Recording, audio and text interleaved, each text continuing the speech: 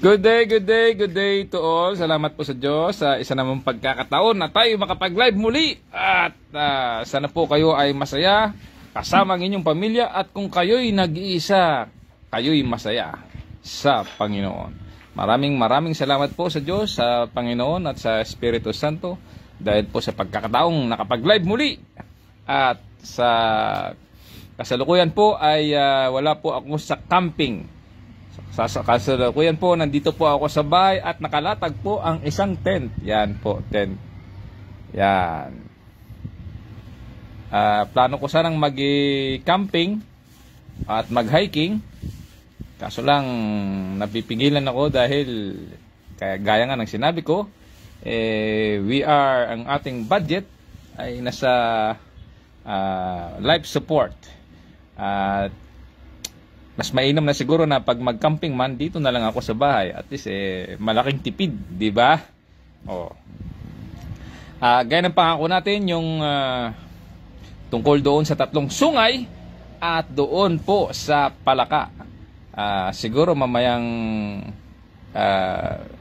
hapon o mamayang gabi, mag-live po tayo at itatakil po natin iyan. Sa kasalukuyan po sa Pilipinas ay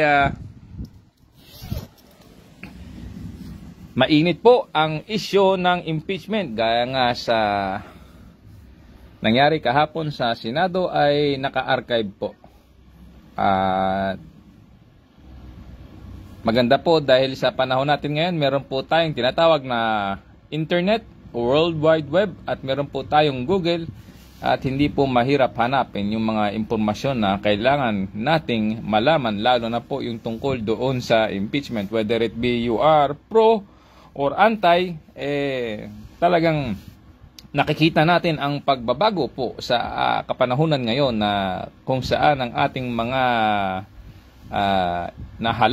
nangahalal po ay nakita natin yung kanilang mga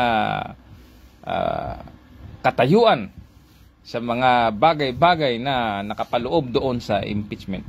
Talagang nakakataba po ng puso dahil nakita po natin yung pagtakbo ng hustisya, bagaman meron mang mga kontra, ay bahala na po sila doon. Bagaman po maganda po ang inilabas ng Supreme Court po ng Pilipinas, yun po yung GR number 278353. Yun po, napakaganda po yung kanyang summary. Ginawa po ng in-bank po ng Supreme Court, nasa page 91 to page 97. Take note lamang po doon sa page 2, yung sa desisyon, meron po doon sa paragraph 2, hinighlight ko po doon sa aking comment na strict adherence sa Constitution and sa strict framework and outlined in the Constitution. Yan po, strict framework. Talaga pong nakakadagdag po ng talino yung mga pagkakataong na tayo makapanood tungkol doon sa plenary, doon sa Senado. Talagang maraming salamat po. Tayo natututo at habang kasalukuyang may plenary sa Senado ay masarap po at nakakalugod at nakakasarap sa pakiramdam na dahil sa internet po ay nasusundan po natin at nakakadagdag po ng kaalaman sa mga bagay-bagay na sa kasalukuyang mga issue po ngayon. At sana po kayo ay excited din po sa mga bagay, hindi lamang po sa kasalukuyang issue, sana po sa inyong buhay-buhay din. At pasensya na po dahil gaya nga ng sinabi ko, naka-tent po ako. At salamat po ng maraming salamat sa mga nag-views, sa mga nakaraang views. Pero antabayanan po natin mamaya ang ating Facebook Live.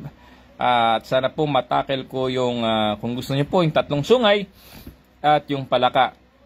At isama na rin po natin yung pagre-review doon sa mga previous ko po ng mga Facebook Live. Again, salamat po sa Panginoon sa pagkakataon na tayo po ay nabubuhay muli at patuloy na pinapahiram ng Panginoon na umiral pa sa buhay na ito.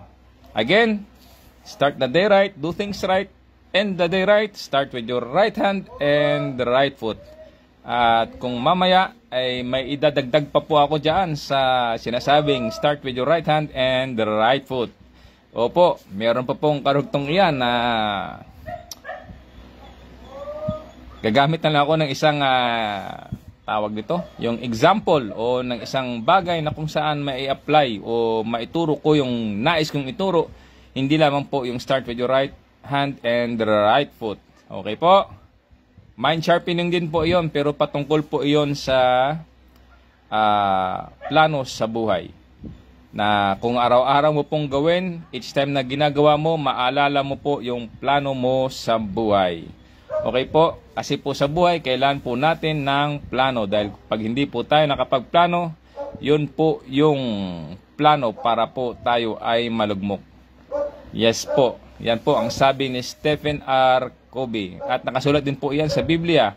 Ang sabi po doon sa